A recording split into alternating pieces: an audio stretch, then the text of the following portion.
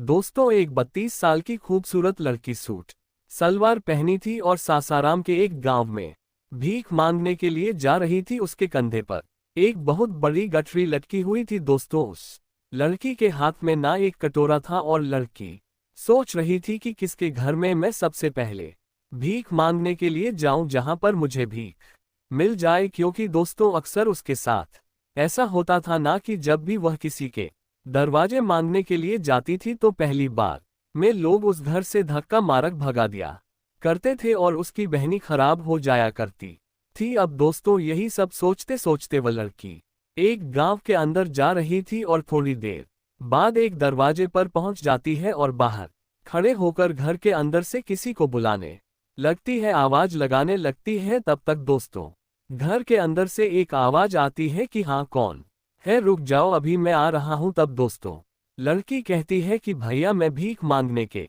लिए आई हूं। तब दोस्तों वो लड़का कहता है कि क्या यार, तुम लोग सुबह सुबह दरवाजे पर भीख मांगने के लिए चले आते हो? जाओ, अभी घर में कोई नहीं है, मेरी माँ बाजार गई है, भीख देने वाला कोई भी नहीं है, मुझे नहीं पता है कि कौन चीज कहाँ पर रखी हुई है। तब दोस्तों वो लड़की कहती है कि भैया, आप तो घर पर है ना, थोड़ा सा कुछ दे देंगे तो हमारे खाने पीने का इंतजाम हो जाएगा, हमको बहुत जोर से भूख लगी है। अब दोस्तों जो लड़का था ना, वो उस भिखारी लड़की को पहले तो ऊपर से लेकर नीचे तक उसको देखता है, उसको एक एक तक ताकता रहता है और फिर उससे कहता है कि यार, तुम लोग भीख क्यों मांगती हो? तुम लोग नौजवान हो, किसी के घर में जाकर कामकाज कर सकती हो, कहीं कंपनी में जाकर काम कर सकती हो, पैसा कमा सकती हो। तब दोस्तों वो लड़की कहती है कि भैया, बस थोड़ा सा अनाज हमको दे दीजिए, हमें भूख लगा है और आपको कुछ लेना है तो हमसे ले लीजिए, बस थोड़ा सा अनाज दे दीजिए। अब दोस्तों वो लड़का सोचता है ना कि कहीं लड़की मुझे कुछ और देने की बात तो नहीं कर रही है, उसके मन में गलत ख्याल चलने लगता है। लड़का सोचता है कि मौका अच्छा है, माँ भी घर पर नहीं है, अगर यह मुझे देने के लिए तैयार है तो लेने में कोई बुराई नहीं है। अब दोस्तों यही सब सोचकर वह लड़का अपने घर के अंदर जाता है और एक बहुत बड़ा सा कट में चावल भरकर लेकर आता है और उस भिखारी लड़की के झोले में डाल देता है। अब दोस्तों वो लड़की सोचती है कि चलो, आज मेरा दिन अच्छा है कि आज पहली बार में ही उसको भीख मिल गया है और भीख में इतना ज्यादा अनाज उसको मिल गया है। दोस्तों वो लड़की उस लड़के के सर पर हाथ रखकर उसको आशीर्वाद देती है और उससे कहती है कि भगवान हमेशा तुम्हारा भला करेगा, तुम जिंदगी में खूब ज्यादा पैसा कमाओगे, खूब अपनी जिंदगी में आगे बढ़ोगे, मेरी दुआ हमेशा तुम्हारे साथ रहेगी। अब दोस्तों इतना कहने के बाद वो जो भिखारी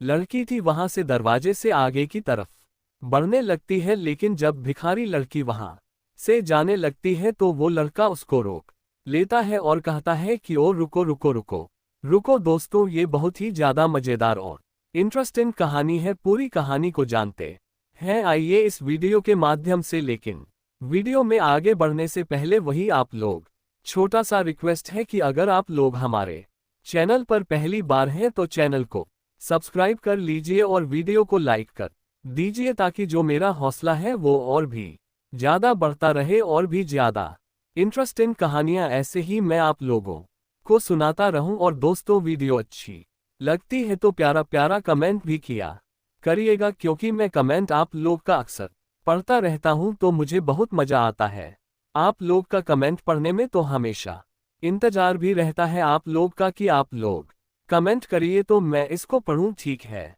दोस्तों ये सच्ची घटना बिहार के सासाराम के एक छोटे से गांव की है। दोस्तों जब लड़की वहां से जाने लगती है तो लड़का उस लड़की को आवाज लगाता है और दौड़ाकर उसको पीछे से पकड़ लेता है और उससे कहता है कि रुको रुको, तुम कहाँ जा रही हो? तुम तो हमसे बोली थी कि आप हमको कुछ दीजिए और हमसे कुछ ले दीजिए, लेकिन तुम बिना ही दिए यहाँ से जा रही हो, क्या तुमको देने का इरादा नहीं है क्या? तब दोस्तों वो लड़की कहती है कि भैया, मैंने आपको आशीर्वाद दिया है ना, और आपको क्या चाहिए? और मैं भला एक भिखारी हूँ, मैं भला आपको क्या दे सकती हूँ? अब दोस्तों वो लड़का उस भिखारिन की इस बात को सुनकर ना बहुत ज्यादा हैरान हो जाता है, उसके पैरों तले जमीन खिसक जाती है। वो सोच में पड़ जाता है कि यह तो लड़की मुझे चूया बना दी है, मेरा अनाज भी ले ली है और मैं पागल बन गया हूं। अब दोस्तों वो लड़का जबरदस्त उस लड़की के साथ करने लगता है, उसको पकड़कर अपने घर के अंदर खींचने की कोशिश करने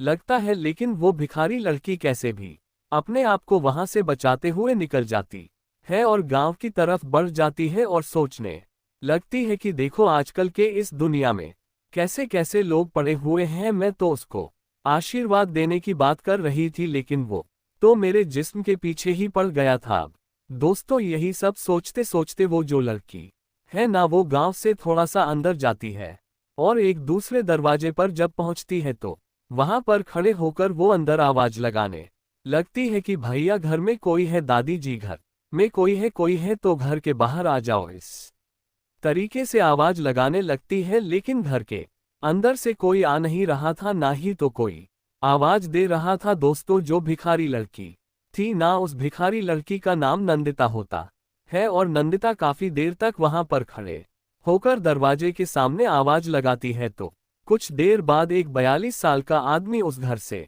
निकलता है। दोस्तों उस आदमी का मिथिलेश यादव होता है। मिथिलेश जब घर से बाहर आता है तो नंदिता उससे कहती है कि भाई साहब थोड़ा से कुछ दान पुण्य कर दीजिए, कुछ अनाज दे दीजिए। तब दोस्तों मिथिलेश कहता है कि बहन एक काम करो, यहाँ पर आराम से बैठ जाओ और मैं अभी तुमको कुछ लाकर दे रहा हूँ। लेकिन एक बात बताओ, पता नहीं क्यों मुझे ऐसा लग रहा है कि मैं तुमको जानता हूँ, तुमको कहीं देखा हूँ, तुम्हारा चेहरा मुझे जाना पहचाना सा लग रहा है। तब दोस्तों नंदिता कहती है कि भैया आप हमको कैसे पहचानेंगे? नहीं नहीं, ऐसा नहीं हो सकता है, मैं भला आपको जानती भी नहीं हो तो आप मुझे कैसे जान सकते हैं? तब दोस्तों मिथिलेश कहता है कि कहीं तुम सुनीता की सहेली तो नहीं हो? तब दोस्तों नंदिता कहती है कि सुनीता को आप कैसे जानते हैं? वह तो हमारे बचपन की दोस्त है, हम लोग एक साथ बचपन में खेलते थे, एक साथ पढ़े बले हैं और हम लोग एक साथ सारा कुछ काम किए हैं, आप उसको कैसे जानते हैं? तब दोस्तों मिथिलेश कहता है कि देखो सुनीता मेरी पत्नी है, मेरी उससे शादी हुई है। अब दोस्तों जब नंदिता ये बात सुनती है कि वह आदमी सुनीता का हस्बैंड है तो वो एकदम से चौंक जाती है और वह कहती है कि आप सुनीता के पति हैं, हमको तो विश्वास ही नहीं हो रहा है कि आप सुनीता के पति हैं। तब दोस्तों मिथिलेश कहता है कि अरे हाँ मैं सही बोल रहा हूँ, तभी तो मैं सोच रहा था कि मैं तुमको कहाँ देखा हूँ, और देखो अब जाकर मुझे पता चल गया कि तुम मेरी पत्नी की सहेली हो, उसकी दोस्त हो। तब दोस्तों नंदिता कहती है कि सुनीता का पति तो बहुत दुबला पतला था, लेकिन आप तो शरीर से तगड़े दिख रहे हैं। तब दोस्तों मिथिलेश कहता है कि अरे समय बदलता रहता है, इंसान का शरीर है, कभी कोई खाता पीता है तो मोटा हो जाता है, कभी कोई काम ज्यादा करता है तो पतला हो जाता है, तो ऐसे ही मैं मोटा हो गया हूं। तब दोस्तों नंदिता कहती है कि सुनीता कहाँ है, उसको बाहर बुलाए, मुझे वह देखकर बहुत खुश हो जाएगी और मुझे भी उससे मिलने का मन कर रहा है, उसको बाहर लेकर आइए। अब दोस्तों जब ये बात मिथिलेश सुनता है ना, तो वह थोड़ा सा एकदम से सहम जाता है और बहुत जल्द दुखी हो जाता है और मिथिलेश नंदिता से कहता है कि नंदिता सुनीता तो यहाँ पर नहीं रहती है, वह मुझे छोड़कर कहीं चली गई है और वह किसी और से जाकर शादी कर ली है। अब दोस्तों जब ये बात नंदिता सुनती है ना, तो वो एकदम से हैरान हो जाती है और कहती है कि यह बात तो मुझे पता नहीं था कि वह किसी और के साथ चली गई है, वो तुमको छोड़कर चली गई है, ये कब की बात है? तब दोस्तों मिथिलेश कहता है कि नंदिता इस बात को पिछले 3 साल गुजर चुके हैं और 3 साल पहले ही वह किसी से शादी कर ली थी और तब से मैं अपने घर पर अकेले रहता हूँ, दूसरी शादी भी नहीं किया हूँ। तब दोस्तों मिथिलेश नंदिता से पूछता है कि नंदिता तुम एक बात बताओ, तुम्हारी भी तो शादी हुई थी और तुम्हारा भी पति बहुत अच्छा खासा था, पैसा कमाता था, अच्छा खासा, तुम्हारी जिंदगी बड़ी खुशहाल थी, बड़े आराम से तुम्हारी जिंदगी गुजर रही थी, लेकिन तुम अचानक भीख क्यों मांग रही हो? आखिर ऐसा तुम्हारे साथ क्या हो गया है? तब दोस्तों नंदिता कहती है कि देखो मैं तुमको क्या बताऊं, मेरा जो पति है ना मुझे छोड़कर चला गया था और मैं बहुत मजबूर हो गई थी और पेट पालने के लिए मुझे कुछ समझ में नहीं आ रहा था, तो मजबूरी में मैं यही सब काम करने लगी हूँ। अगर मैं किसी कंपनी में काम करने के लिए जाती थी तो वहाँ के लोग मुझे बहुत ज्यादा परेशान करते थे, अगर मैं किसी के घर में जाती थी काम करने के लिए तो वहां के लोग मुझे अकेला पाकर मेरा फायदा उठाते थे और कई बार मेरे साथ लोगों ने बलात्कार करने की कोशिश भी किया था। लेकिन मैं बच गई थी, इसलिए मैं किसी के घरों में काम करने के लिए नहीं जाती हूँ और मजबूरी में भीख मांगती हूँ। शाम को थोड़ा बहुत अनाज मिल जाता है, थोड़ा बहुत पैसा वगैरह मिल जाता है तो मेरा खाने पीने का और रहने का खर्च निकल जाता है। और मैं कर भी क्या सकती हूँ, मैं क्या करूँ। मेरे पति ने मुझे धोखा दे दिया है और जब भी मैं किसी के दरवाजे पर भीख मांगने के लिए जाती हूँ तो लोग मुझे भगा देते हैं और वो लोग कहते हैं कि तुम नौजवान हो, जाकर किसी कंपनी में काम करो, किसी के घर में जाकर काम करो। लेकिन मैं उन लोगों से क्या बताऊं कि मेरी जिंदगी में क्या बीत रही है अब। दोस्तों, मिथिलेश जब नंदिता की ये सारी बातें सुनता है ना तो वो भी बहुत ज्यादा दुखी हो जाता है और उसके मन में कुछ ख्याल चलने लगते हैं। मिथिलेश सोचने लगता है कि मेरी भी पत्नी नहीं है और यह मेरी पत्नी की सहेली है, इसका भी पति इसको छोड़कर चला गया है और मेरी भी पत्नी मुझे छोड़कर चली गई है, तो क्यों ना इसकी जिंदगी को संवार दिया जाए। क्योंकि दोस्तों, मिथिलेश अपने छोटे भाई के साथ अकेले अपने घर में रहता था और उसके माता पिता गुजर चुके थे, तो मिथिलेश और उसका छोटा भाई और उसकी पत्नी ये 3 लोग उस घर में रहा करते थे।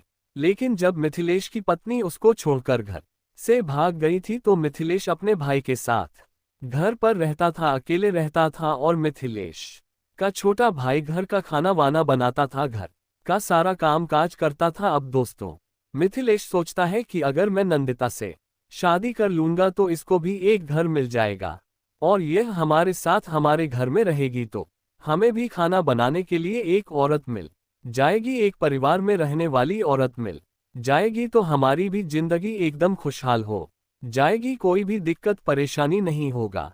तभी दोस्तों, मिथिलेश नीता से कहता है कि मैं तुमसे एक बात कहना चाहता हूं। तब नीता कहती है कि बोलो, क्या बात है। तब मिथिलेश कहता है कि तुम एक काम करो, तुम भीख मांगने का काम छोड़ दो और आज के बाद तुम ये काम मत करना। जो तुम्हारा खर्च है ये सारा खर्च तुम्हें मैं दूंगा, तुमको किसी भी चीज के बारे में सोचने की जरूरत नहीं है। अगर तुम मेरी बात मानोगी तो मैं तुम्हें सब कुछ बताऊंगा और तुम्हारी जिंदगी बेहतर हो सकती है। तब नंदिता कहती कि बताओ क्या बात है। तब दोस्तों, मिथिलेश कहता है कि देखो नंदिता, तुम मेरी बातों का बुरा मत माना, मैं तुमसे बस यही कहना चाहता हूं कि देखो मेरी भी पत्नी मुझे छोड़कर चली गई है और तुम्हारा भी पति तुमको छोड़कर चला गया है, तुम्हारे पास घर भी नहीं है और हमारे घर में कोई औरत भी नहीं है, तो मैं चाहता हूं कि तुम हमसे शादी कर लो और मेरे साथ शादी करके मेरे घर में रहो, तो मुझे बहुत अच्छा लगेगा।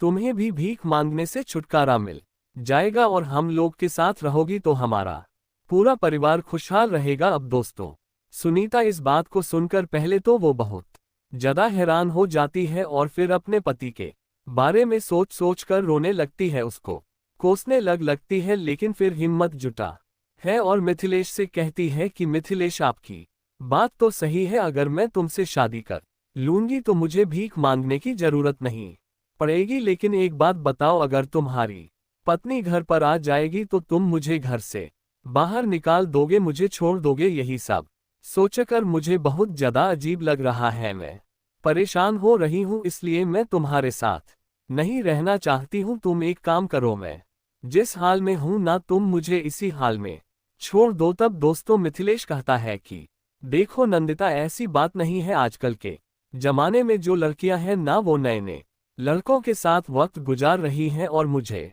पता है कि मेरी जो पत्नी है ना, वो लौट कर कभी भी मेरे पास नहीं आएगी, क्योंकि वो अपने प्रेमी के साथ भाग चुकी है और उसको भागे हुए 3 साल गुजर चुका है। और अगर भविष्य में वह कभी लौट कर वापस आएगी भी तो मैं उसको अपने घर पर नहीं रखूंगा, मैं उसको लात मारक यहाँ से भगा दूंगा। तुम इन सब चीजों के बारे में सोचकर टेंशन मत लो, यह सब मैं संभाल लूंगा। तब दोस्तों, नंदिता कहती कि ठीक है, लेकिन अगर तुम्हारे घर के लोग मुझे घर से भगाए तो तुम क्या करोगे। तब दोस्तों, मिथिलेश कहता है कि देखो, हमारे घर में हमारे सिवा कोई नहीं रहता है, हमारा एक छोटा भाई रहता है और वो भी तुमको कुछ नहीं बोलेगा। मेरे माता पिता गुजर चुके हैं, तो उस घर में सिर्फ वही होता है जो मैं चाहता हूँ, इसलिए मैं तुमसे बोल रहा हूं कि तुम इधर उधर की बातें मत सोचो।